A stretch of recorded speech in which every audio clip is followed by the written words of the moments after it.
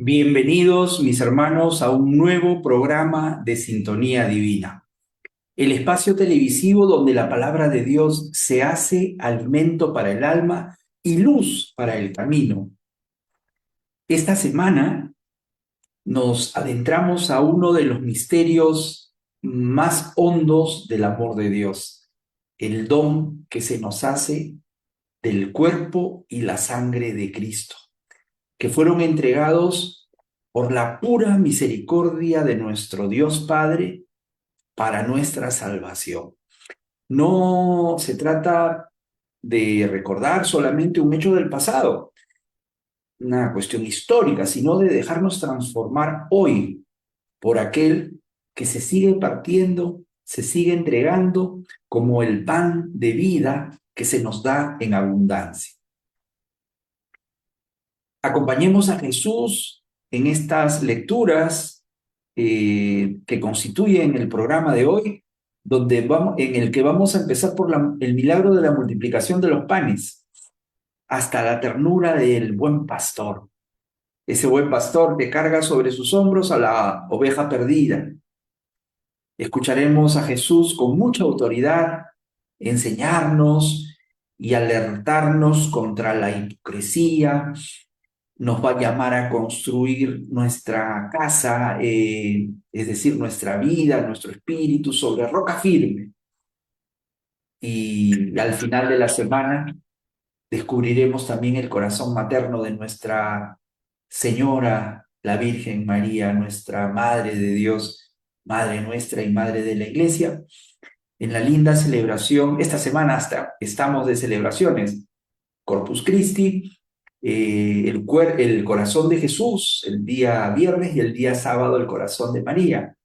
Ese corazón que guarda en silencio, según nos dice Lucas, los misterios del Hijo de Dios y la alegría que viene desde el cielo para cada pecador que se deja encontrar, que se deja transformar. Mis hermanos, esta es una maravillosa oportunidad para dejarnos alimentar por la palabra de Dios, para revisar cada uno de nuestros frutos y caminar hacia el corazón de Dios que se nos revela en lo pequeño, en lo escondido y en lo verdadero. ¿Sí?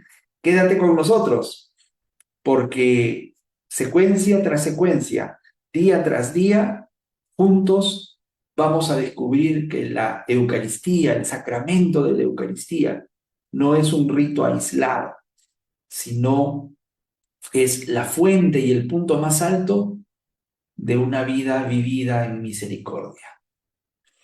Comenzamos la semana y lo hacemos con mucha alegría porque Dios tiene mucho que decirnos.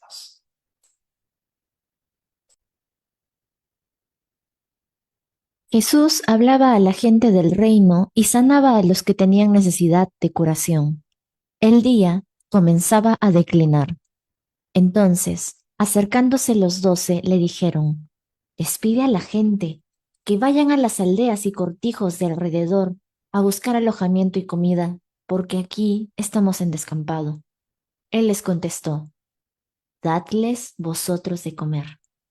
Ellos replicaron, no tenemos más que 5 panes y 2 peces, a no ser que vayamos a comprar de comer para toda esta gente, porque eran unos 5.000 hombres. Entonces dijo a sus discípulos, haced que se sienten en grupos de unos 50 cada uno. Lo hicieron así y dispusieron que se sentaran todos. Entonces, tomando él los 5 panes y los 2 peces, y alzando la mirada al cielo, pronunció la bendición sobre ellos, los partió y se los iba dando a los discípulos para que se los sirvieran a la gente. Comieron todos y se saciaron, y recogieron lo que les había sobrado, 12 cestos de trozos. Mis hermanos, como dijimos, estamos hoy celebrando el cuerpo y la sangre de Cristo, esta gran solemnidad en la que queremos reconocer y celebrar a Jesucristo presente entre nosotros a través de la Eucaristía. Y como nos dice su santidad, el Papa León XIV, en esta solemnidad, salimos a las calles para manifestar al mundo nuestra fe y dar testimonio, y para llegar así a todos con la presencia, con el misterio de la presencia de Cristo. Esta lectura que acabamos de compartir empieza diciendo que Jesús hablaba del reino, sanaba.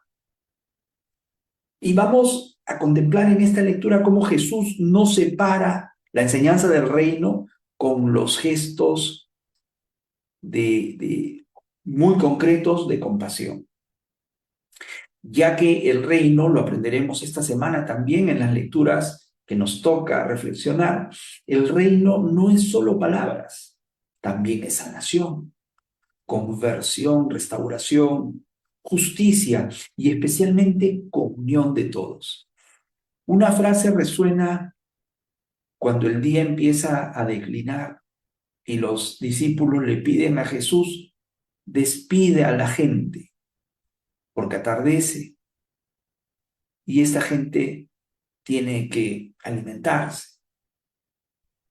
Y Jesús les contesta con otra frase que resuena mucho más: denles ustedes de comer.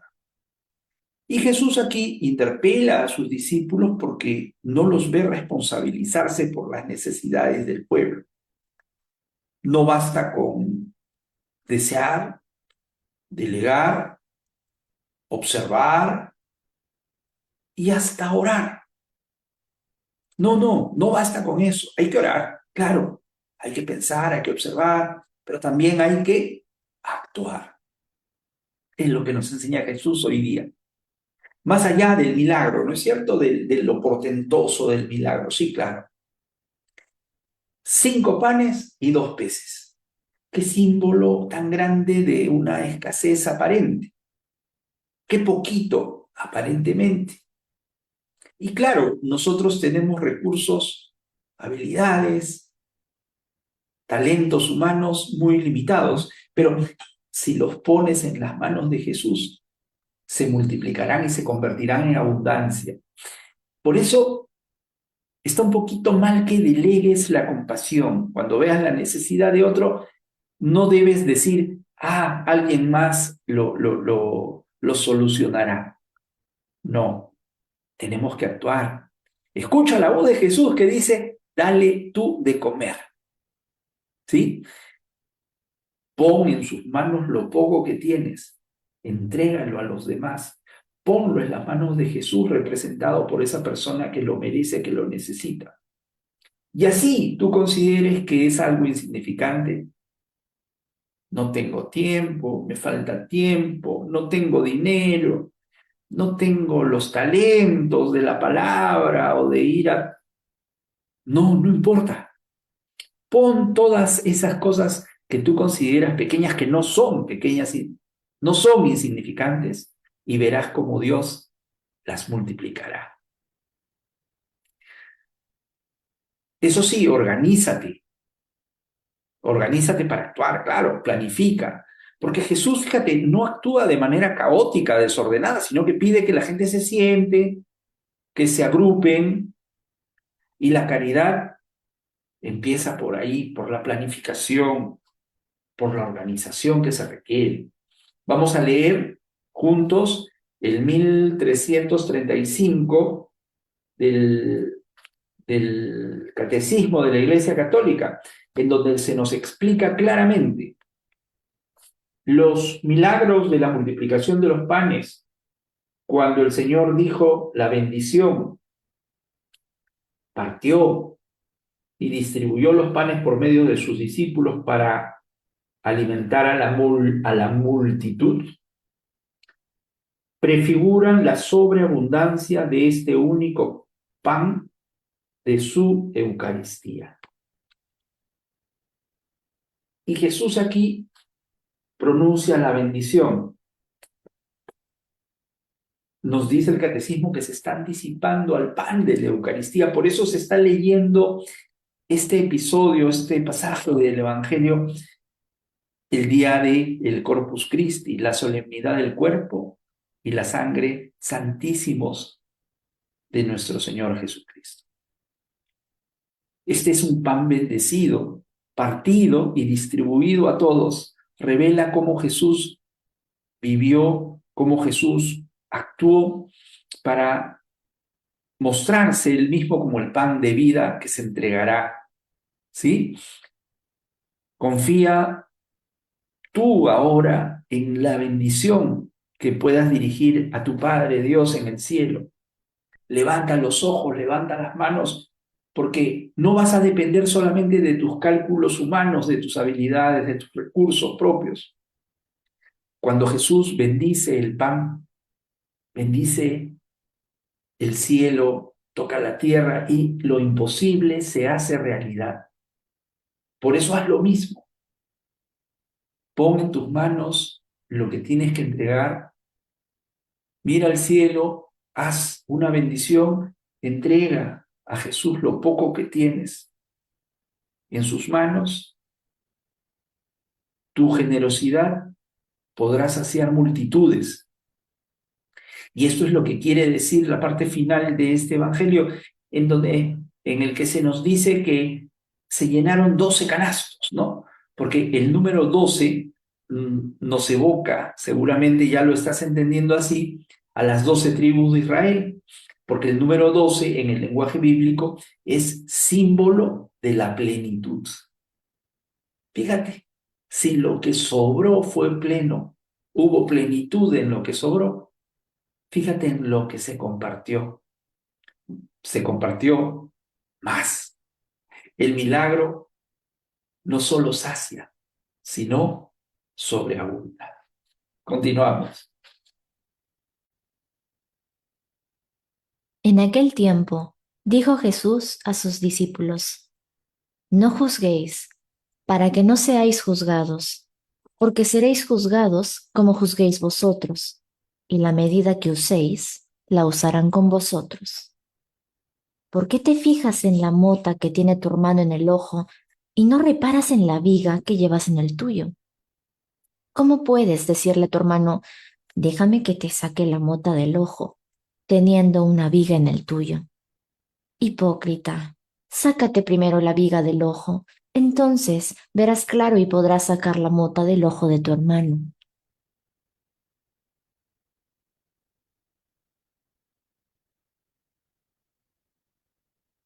El Evangelio de hoy, la lectura del Evangelio de hoy es muy clara. No juzgues.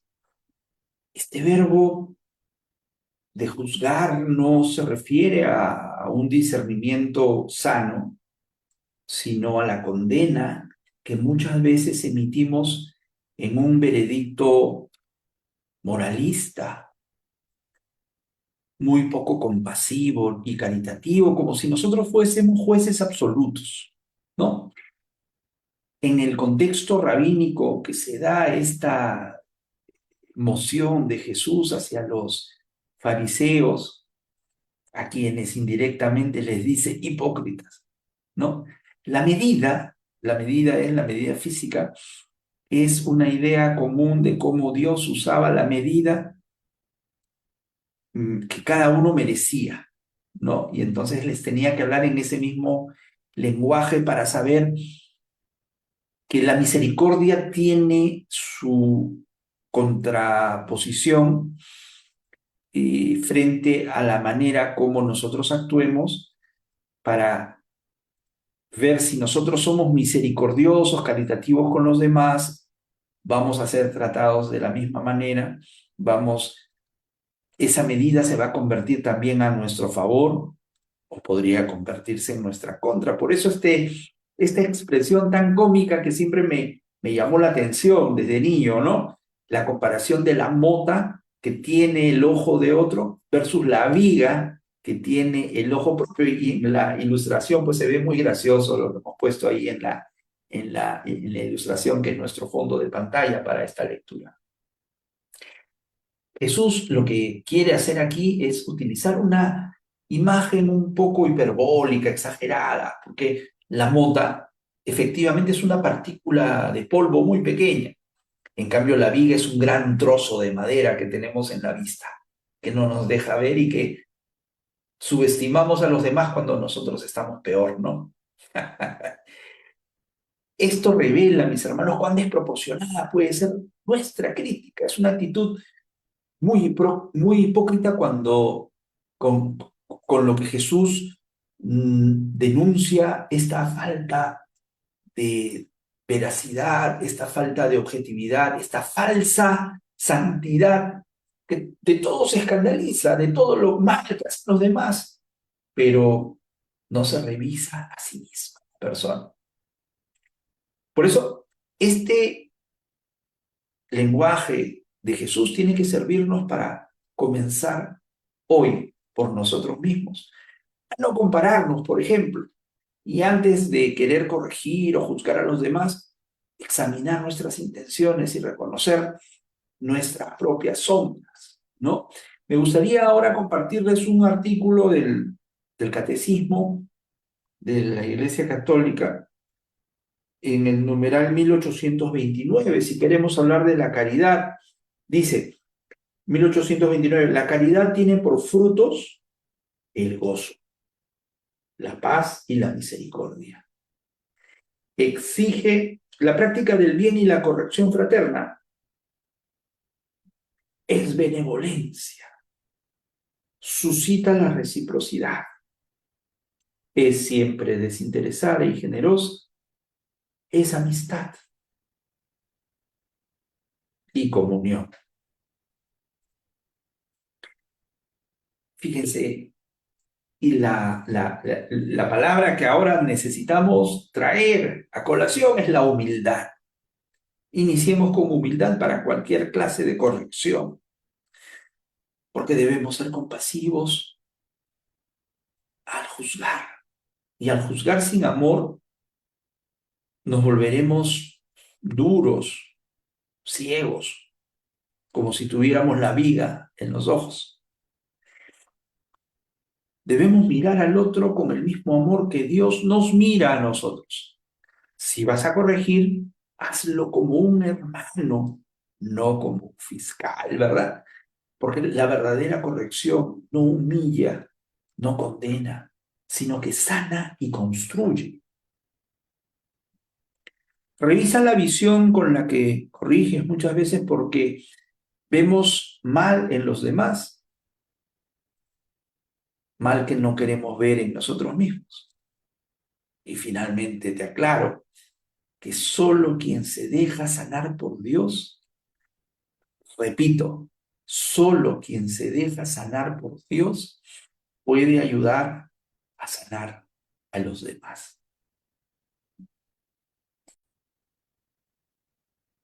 A Isabel se le cumplió el tiempo del parto y dio a luz un hijo. Se enteraron sus vecinos y parientes de que el Señor le había hecho una gran misericordia y se alegraban con ella. A los 8 días vinieron a circuncidar al niño y querían llamarlo Zacarías como su padre, pero la madre intervino diciendo, no, se va a llamar Juan.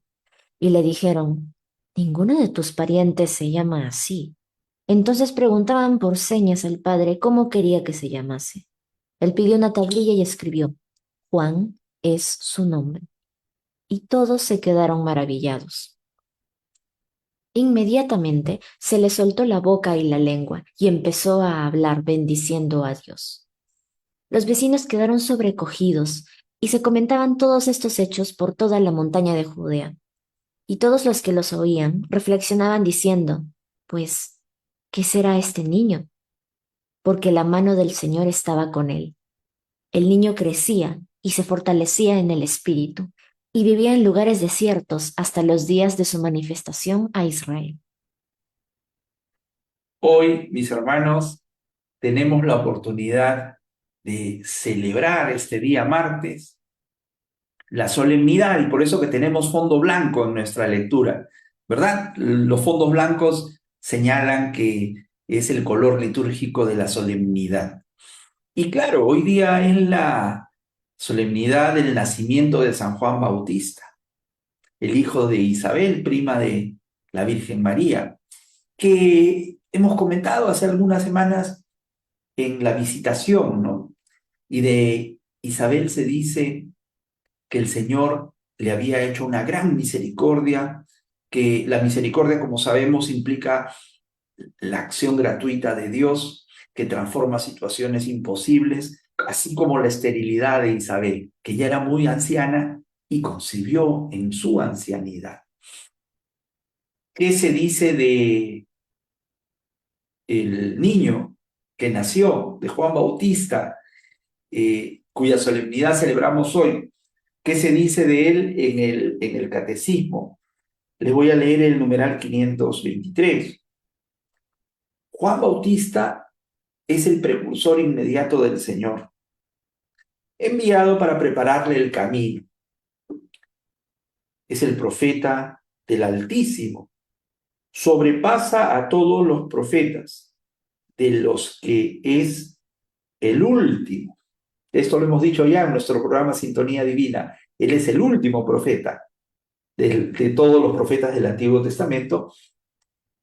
Es el último. Se cierra el ciclo de las profecías con Juan Bautista, quien anuncia. Juan Bautista inaugura el Evangelio desde el seno de su madre. Saluda la venida de Cristo y se encuentra su alegría en ser el amigo del esposo, es decir, de Jesús, ¿no? A quien señala como el Cordero de Dios, claro. Juan Bautista luego señalará como el Cordero de Dios que quita el pecado del mundo. Qué lindo estar celebrando la fiesta del Corpus Christi e inmediatamente después la fiesta del nacimiento de Juan Bautista, que fue quien dijo, ese que está allí, ese es el Cordero de Dios que quita el pecado del mundo. Continuamos, precediendo a Jesús con el espíritu y el poder de Elías, da testimonio de él mediante su predicación, su bautismo de conversión y finalmente su martirio. Zacarías está consciente de ello y por eso replica, no vamos a seguir la tradición familiar poniéndole mi nombre, vamos a seguir el designio divino. Se va a llamar Juan, su nombre será Juan, escribe en una tablilla. Y Juan, qué coincidencia, el nombre no es gratuito, no es coincidencia, es providencia. Juan significa Dios es misericordioso. Recordemos también que Zacarías se había quedado mudo por su incredulidad, ¿no? En Lucas, en el primer capítulo de Lucas, en el versículo 20, se nos dice que Lucas nos dice que Zacarías se había quedado mudo porque no había creído, ¿no? Había puesto en tela de juicio lo que el ángel le decía.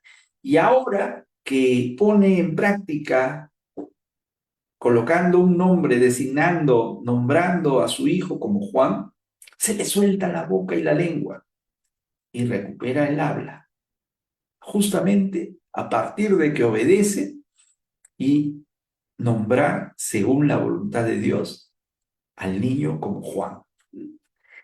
Este es un signo maravilloso de restauración, restauración que te da Dios al cumplir su voluntad. Por eso que todos quedan maravillados por este signo que es interpretado como una intervención clara de Dios. El pueblo percibe este misterio. Por eso se preguntan, ¿qué será de este niño? ¿Cómo será su vida? Este niño apunta a algo superior. Al final se nos dice que Juan vivía en lugares desiertos, como los profetas del Antiguo Testamento, formándose en soledad para escuchar y obedecer de manera radical la voluntad de Dios, lejos del ruido del mundo, ¿no? Nuestro querido Francisco, nuestro Papa que nos dejó apenas terminada la Semana Santa, nos decía cuántas personas en el mundo pagan el precio del compromiso por la verdad, como lo hizo Juan, ¿no? ¿Cuántos hombres rectos prefieren ir contracorriente con tal de no renegar con la voz de su conciencia, con la voz de la verdad? Y la verdad es la voz de Dios, ¿no? Eso nos decía nuestro querido Papa Francisco. La lectura de hoy nos recuerda que existe un plan de Dios para cada uno de nosotros y que nos busca Dios para ponernos un nombre y que por ese nombre nos va a llamar. No te resistas al llamado. No lo hagas solo por apegos humanos, porque la voluntad divina viene para romper nuestras costumbres, nuestros malos hábitos, para revelar algo mucho más grande. Acepta que tu vida tiene un nombre dado por Dios. El nombre que tus padres te han puesto es un nombre que Dios te designa. No estás aquí por casualidad. La existencia tiene un propósito único. Permite que Dios, además, tu ejercicio cristiano, permite que Dios libere tu palabra como lo hizo con Zacarías. Porque sabes que el silencio interior es muy necesario. Por eso nos tenemos que ir de retiro frecuentemente. El silencio interior es tan necesario para conocer y luego anunciar la acción de Dios. Un retiro nos sirve mucho para educarnos en el espíritu, como lo hizo Juan Bautista, quien desde la infancia nos dice la palabra, creció y se fortaleció en lo espiritual, en preparación silenciosa para luego su ejercicio público. Recuérdalo, Dios da nombre, misión y espíritu a quienes se abren a su misericordia. Continuamos. Dijo Jesús a sus discípulos, cuidado con los profetas falsos. Se acercan con piel de oveja, pero por dentro son lobos rapaces. Por sus frutos los conoceréis. ¿Acaso se cosechan uvas de las zarzas o higos de los cardos? Así, todo árbol sano da frutos buenos, pero el árbol dañado da frutos malos. Un árbol sano no puede dar frutos malos, ni un árbol dañado dar frutos buenos. El árbol que no da fruto bueno se tala y se echa al fuego. Es decir, que por sus frutos los conoceréis. Qué importante esta enseñanza, qué clara la enseñanza sobre los profetas falsos. No solo son predicadores equivocados, sino aquellos que aparentan que hablan en nombre de Dios, pero su corazón está corrupto. Hablar en nombre de Dios es un compromiso muy serio, que a veces no nos tomamos con el peso que debe tener esta misión, no la asumimos con el peso que debe tener esta misión. Jesús hoy día nos dice claramente que no podemos andar con piel de oveja, siendo que por dentro somos rapaces. Esta es la imagen o la metáfora del engaño. Simular mansedumbre, simular humildad, simular piedad, pero en el interior tener intenciones destructivas. Por dentro somos lobos rapaces, ¿verdad? Grandes depredadores que denigran, desgarran sin compasión. Acá este contraste del lobo con la oveja enfatiza el grave peligro que hay oculto en la apariencia. Pero todo se llega a descubrir, dice el Señor. Finalmente se evidencia por la conducta humana.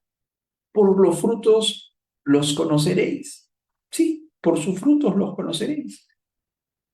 ¿Acaso un cardo o una zarza puede dar higos o uvas? No, no tienen la naturaleza, el fruto de ese origen tan dañino, tan maligno. Jesús nos propone una regla práctica de discernimiento espiritual. No se trata de tener carisma o decir palabras bonitas, sino las consecuencias de la vida que destruye o construye. ¿Haces el bien o no lo haces? Por eso que se emplea esta comparación y se nos presentan a los cardos, que siendo plantas inútiles, dañinas, no podrán dar frutos sabrosos, frutas apreciadas como higos o uvas, ¿verdad? Y es que el discípulo debe aprender a distinguir entre lo estéril y lo fecundo, aprender a dar frutos buenos. Y no estamos hablando solamente de actos morales, ¿no? Porque ya sabes, la ley cristiana no es la moralina, la moralidad llevada al extremo, no, no, sino la coherencia interior del corazón. Hablaremos luego de lo que es el corazón, tan subestimado por los intelectuales que solamente se basan en sus conocimientos, en la razón, pero la palabra de Dios está llena de imágenes que hablan del corazón. Lo veremos más adelante. Pero ahora estamos hablando de los frutos, que son los que tienes que examinar. Mira tus frutos y analízate, evalúate. Si tú estás dando testimonio de Dios según lo que son tus acciones, si tus acciones edifican o más bien causan heridas. Recuerda que el fruto bueno viene del espíritu y el fruto malo viene del egoísmo y el engaño, que son el origen de todo lo que es malo, ¿verdad? Con esta lectura, mis hermanos, estoy seguro que hoy aprenderemos a discernir más allá de las apariencias y de lo que a veces nos dejamos impresionar por lo externo, nada más. Busquemos dar frutos de paz, de justicia, de humildad, de servicio, para lo que se hace necesario cultivar la raíz espiritual, porque un árbol sano tiene raíces sanas, tiene raíces profundas, justamente enraizadas en la palabra, en la oración, en la verdad, que vienen a darle abono a nuestra planta, a nuestro árbol que va a dar frutos buenos. Y no temas a la poda, tan necesaria esa poda, ¿no? Porque a veces Dios, a través de la poda, te va quitando las cosas malas, las ramas que ya están secas o podridas. Sí, pues, tenemos que purificarnos para aprender a dar frutos buenos y verdaderos. En aquel tiempo dijo Jesús a sus discípulos, no todo el que me dice, Señor, Señor, entrará en el reino de los cielos, sino el que hace la voluntad de mi Padre que está en el cielo.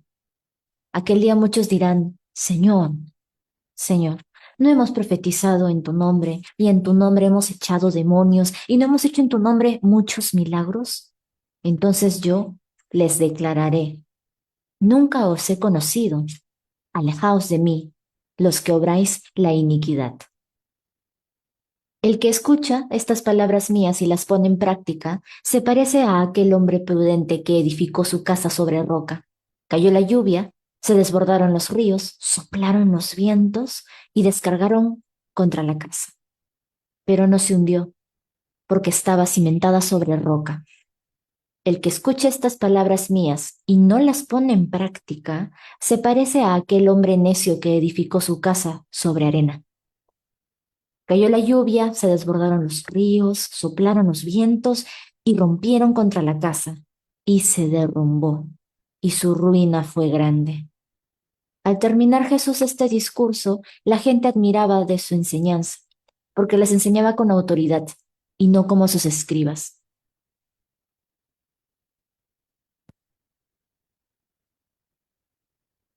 Este pasaje realmente es sorprendente, ¿no?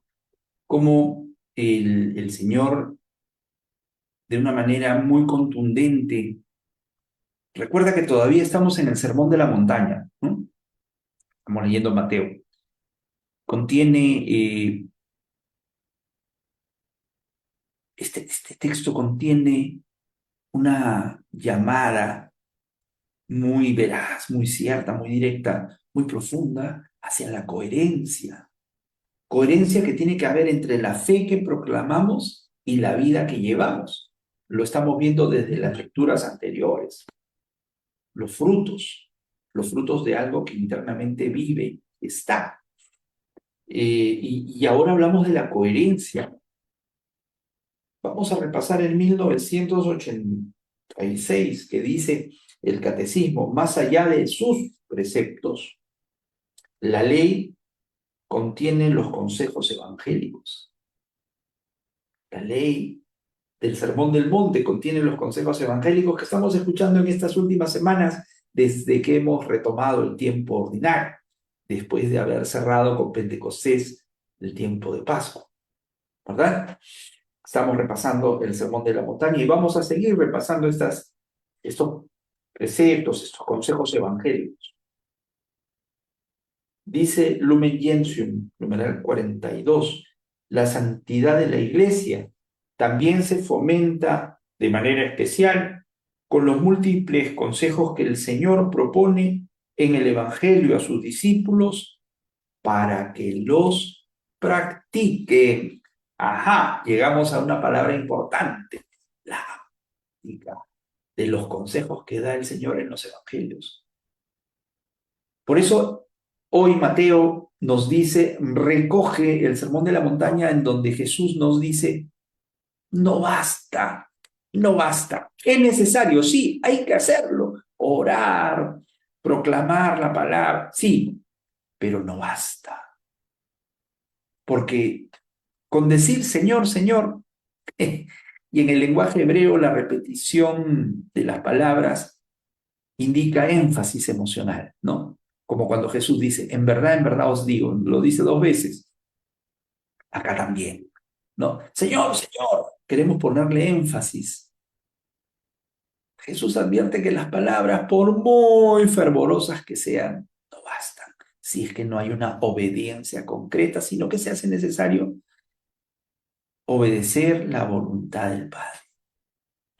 Ese es el centro de la vida cristiana, ¿eh? La obediencia a la palabra, por eso que la difundimos en este programa, la palabra de Dios, que es importante. Y nos sirve para que evaluemos fundamentalmente, ¿no es cierto?, lo que sostiene nuestra vida. ¿Qué cosa es lo que hacemos? ¿Apariencias religiosas, ir a misa por costumbre, por hábito o por mandato? ¿O porque queremos mantener una relación viva con Jesucristo? A quien no le bastó solamente hacer milagros o tener carismas o hablar bien, no. Lo esencial para Jesús era vivir según lo que quería su Padre. Y Jesús hoy día nos dice que si no lo hacemos, se nos desconocerá, ya que no hemos sabido guardar, conservar, mantener una relación profunda, íntima con Él. Por eso te digo, no busques la aprobación humana, sino conocer a Jesús y ser conocido por Él. Claro, Él es quien nos debe reconocer como suyos, ¿no? Porque Jesús va a rechazar a quienes no han cultivado una comunión, una fidelidad con Él, basada en la palabra, en los mandatos que estamos leyendo ahora de la palabra de Dios. La segunda parte de esta lectura también es muy elocuente, ¿no?, que nos habla de una casa sobre la roca y una casa sobre arena.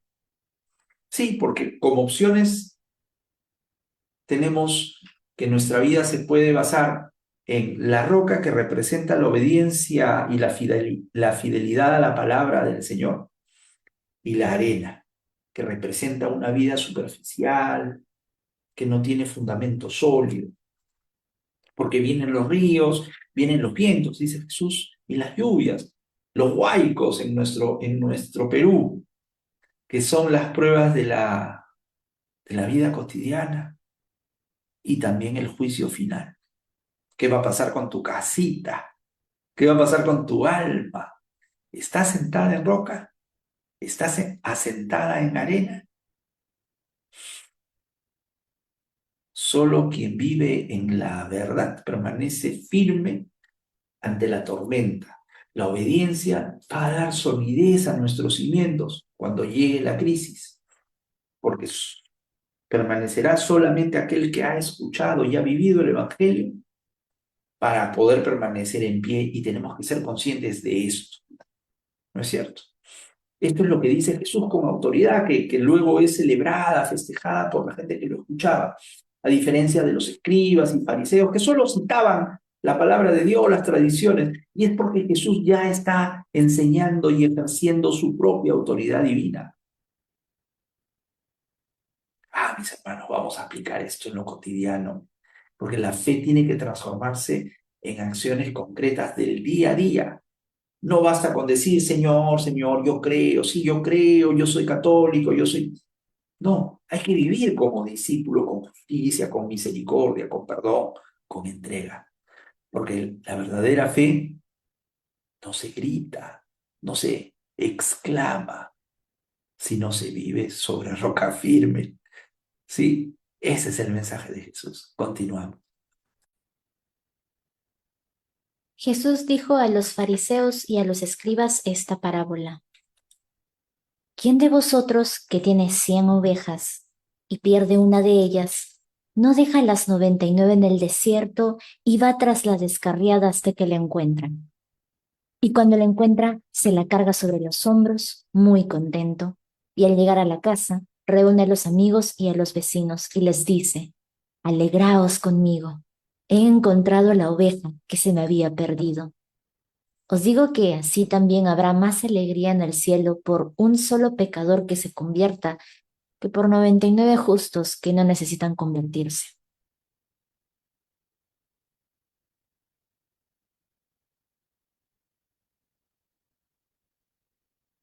Llegamos, hermanitos, a la solemnidad tan alegre, fondo blanco nuevamente, la solemnidad del Sagrado Corazón de Jesús.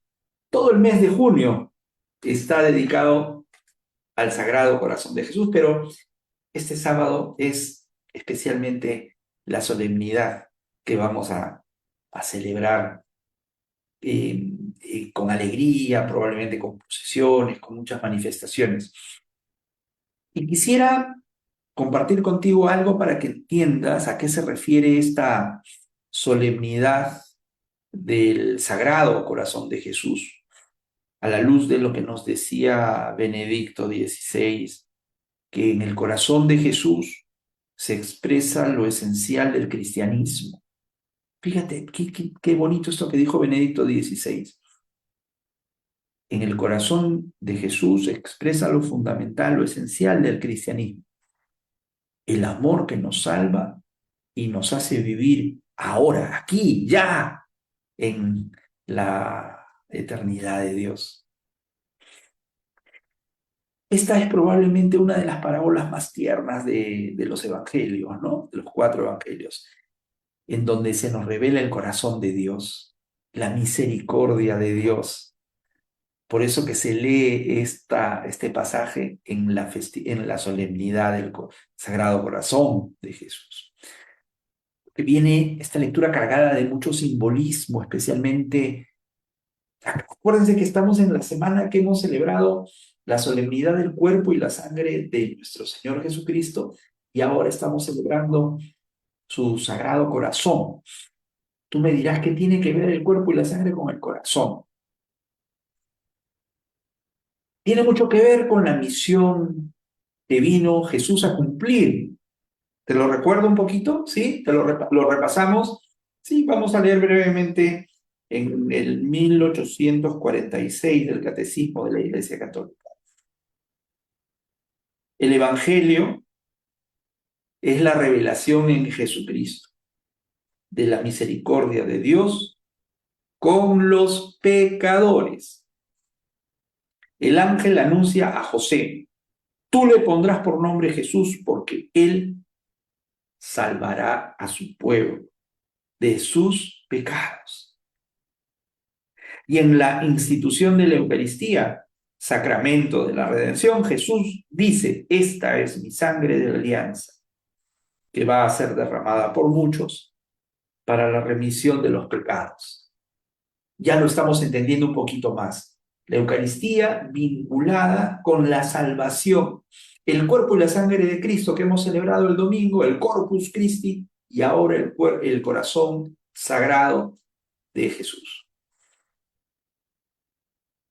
Se unen porque dan como resultado 2 más 2 es 4, la salvación. En esta parte del Evangelio de Mateo, Jesús se dirige a los fariseos, a los escribas, que murmuraban contra su misericordia, porque Jesús andaba con pecadores, con gente de mal vivir, con publicanos. Para los judíos de esa época era inconcebible dejar 99 ovejas para ir a rescatar una que estaba perdida. Ya nos estamos entendiendo, ¿verdad? Para ellos era inconcebible, pero Jesús revela de un modo radical que Dios piensa totalmente, que Dios ama, porque uno solo vale todo. Esa oveja descarriada es adorada por Dios. Esta oveja que extraviada, que se encuentra fuera del camino, sin dudas, representa al pecador que no quiere ser visto como un enemigo, sino como alguien que está perdido y está perdido porque sola y únicamente porque ha sido herido por el maligno. Qué imagen tan conmovedora y evocadora la del buen pastor, que carga sobre sus hombros a la ovejita perdida, cómo la sostiene, ¿no? La carga, ese símbolo de cargar es sostener al pecador. Jesús sostiene en sus hombros al que peca, una vez que esa ovejita es recuperada. Es recuperada y el pastor no la castiga, no la arrastra a la fuerza, no, la lleva con ternura como un padre que ha recuperado a su hijo, como el padre del hijo pródigo, que también es otra parábola de la misericordia, al igual que el buen pastor o de la ovejita número 100. El pastor retorna muy contento, el gozo es desbordante ante la conversión, no hay juicio, solo alegría por el pecador recuperado. Fíjate cómo Jesús manifiesta la alegría que hay en el cielo. Dice que el pastor reúne a sus amigos y celebra porque la salvación no va a ser un acto privado, sino motivo de fiesta comunitaria. Qué lindo, qué hermoso este pasaje. No te olvides, pues, que en el cielo se celebra la conversión, incluso de uno solo por encima de 99 justos que no necesitan convertirse. Jesús, si no te diste cuenta, nos está revelando ahora la lógica divina, cómo funciona la lógica de Dios. ¿Cómo funciona? Con la gracia, sin tener los merecimientos. Al contrario, habiendo pecado, si te conviertes, eres objeto de gracia, de perdón, de rescate, no de legalismo, de castigos, ¿no? Esto es lo que pensaban los fariseos y los escribas, quienes juzgaban terriblemente a quien se había perdido. Por eso que no veían muy bien a Jesús cuando andaba con pecadores. Aprendamos hoy día del corazón del buen pastor, del sagrado corazón de Jesús, que no busca culpables, al contrario, busca a los perdidos, busca redimirlos. El buen pastor hoy nos deja la seguridad que se cambia la lógica del mérito según nuestros criterios humanos, se deja y se cambia eso por la misericordia divina. Estás preocupado, ¿no? Yo te digo, Dios nunca se cansará de buscarte, aunque te alejes. Él irá detrás de ti con un amor que no se desiste. Dios no es una persona que lleve las cuentas a los hombres. No, al contrario, Él celebra el regreso se olvida de tu historial y ama como si solo esa persona importara. Así ama a Dios y así nos manda, nos ordena amar. Te lo repito, ya escuchamos cómo ama a Dios, pero también hemos escuchado cómo nos llama a amar. Porque Dios nunca se cansará de buscar al que se pierde. Los padres de Jesús solían ir cada año a Jerusalén por la fiesta de Pascua. Cuando Jesús cumplió 12 años, subieron a la fiesta según la costumbre y cuando terminó se volvieron. Pero el niño Jesús se quedó en Jerusalén sin que lo supieran sus padres. Estos, creyendo que estaba en la caravana, anduvieron el camino de un día y se pusieron a buscarlo entre los parientes y conocidos. Al no encontrarlo, se volvieron a Jerusalén buscándolo. Y sucedió que, a los 3 días, lo encontraron en el templo sentado en medio de los maestros, escuchándolos y haciéndoles preguntas. Todos los que le oían quedaban asombrados de su talento y de las respuestas que daba. Al verlo, se quedaron atónitos y le dijo su madre, Hijo, ¿por qué nos has tratado así? Tu padre y yo te buscábamos angustiados. Él les contestó, ¿por qué me buscabais? ¿No sabíais que yo debía estar en las cosas de mi padre? Pero ellos no comprendieron lo que les dijo. Él bajó con ellos y fue a Nazaret, y estaba sujeto a ellos. Su madre conservaba todo esto en su corazón.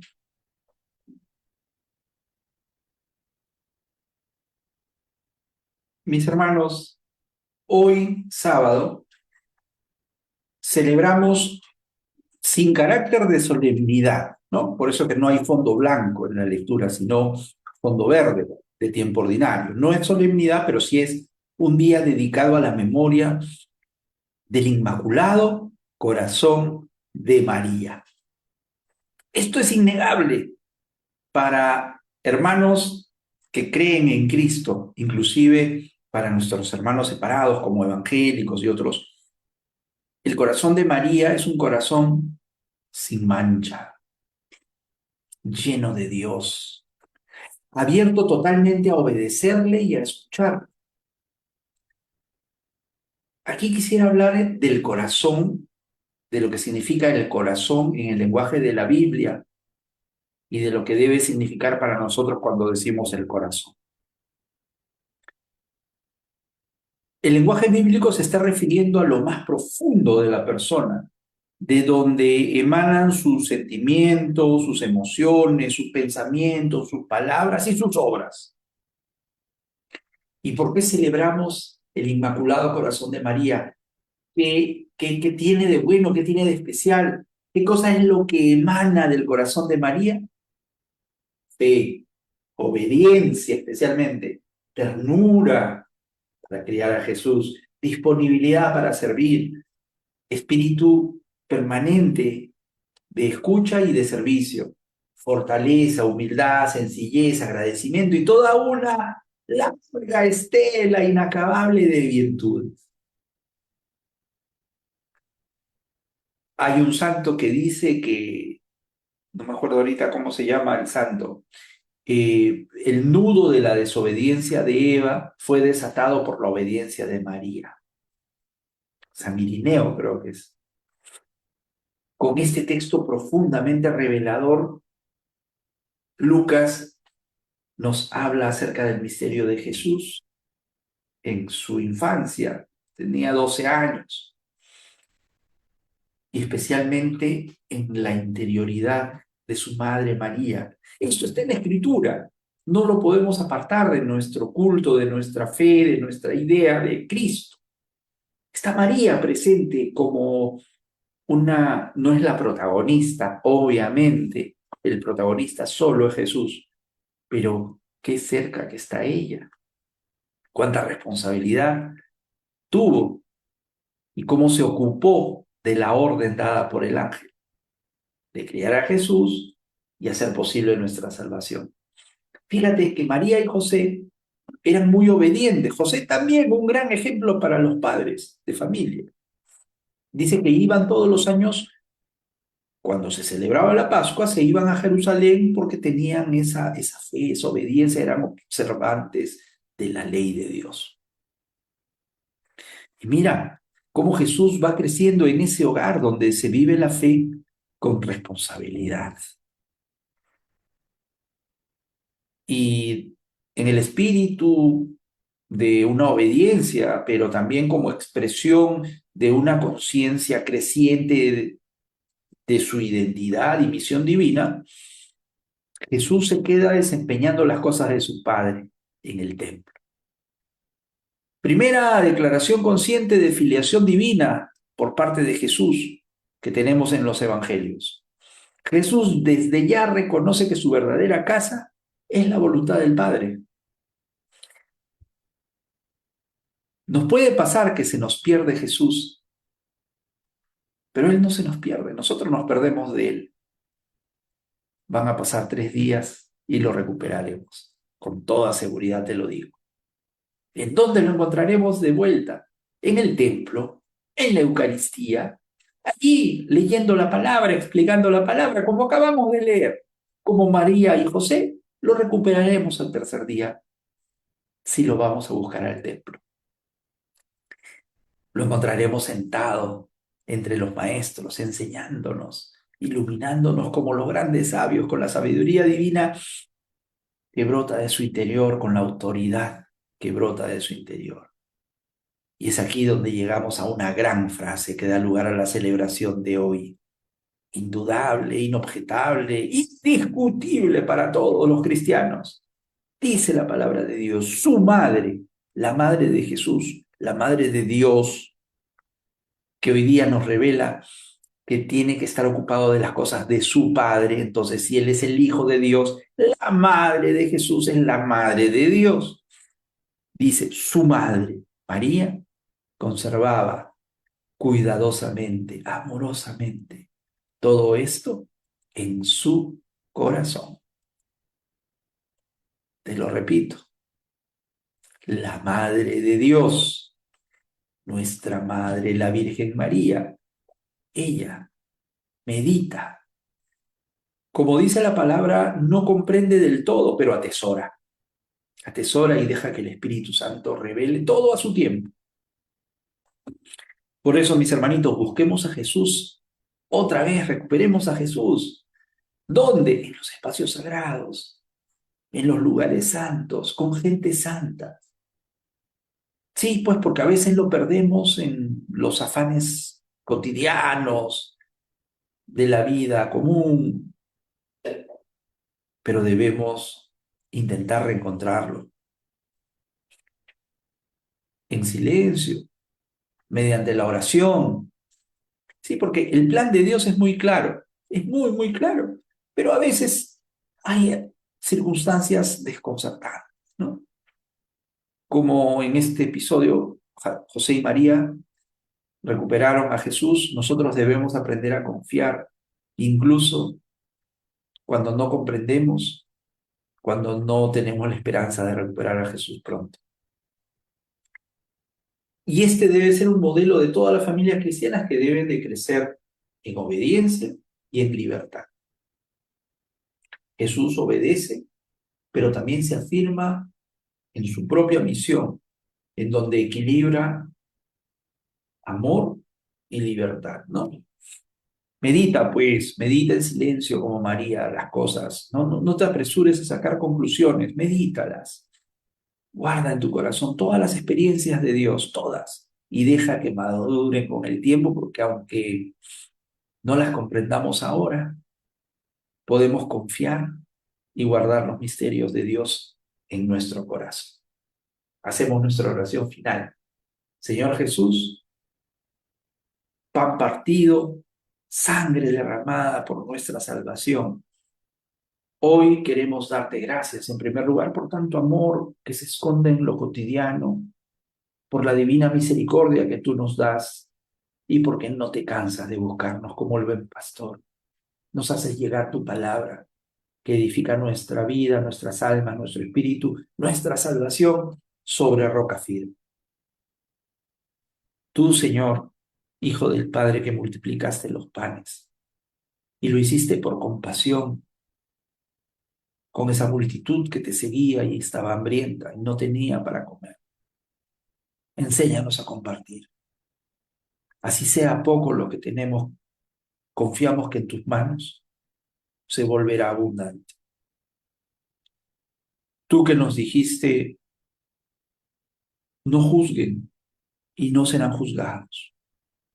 Danos un corazón libre de condena y llénalo más bien de compasión, liberándonos de la hipocresía y haciéndonos disponibles para dar frutos verdaderos.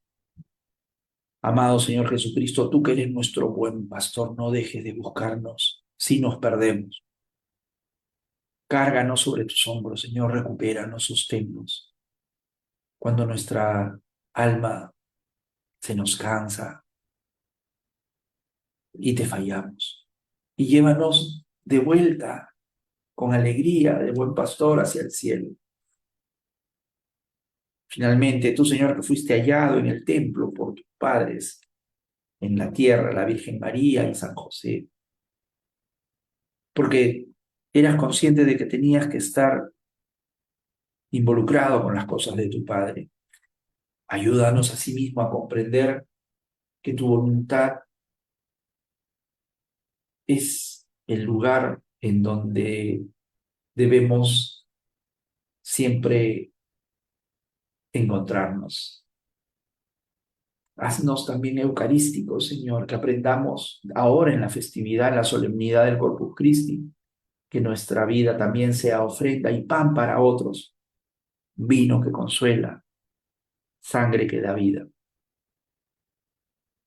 Y al término de esta semana, que nuestro corazón guarde todo lo que tú nos has enseñado como María, todo lo que nos has revelado esta semana, Señor. Amén. Mis hermanos, muchas gracias por haber compartido con nosotros el programa de esta semana, este encuentro de escucha, de gracia y de comprensión que el pan que descendió del cielo seguirá alimentando tu esperanza y que la sangre derramada por amor te dará la fuerza para amar sin medida.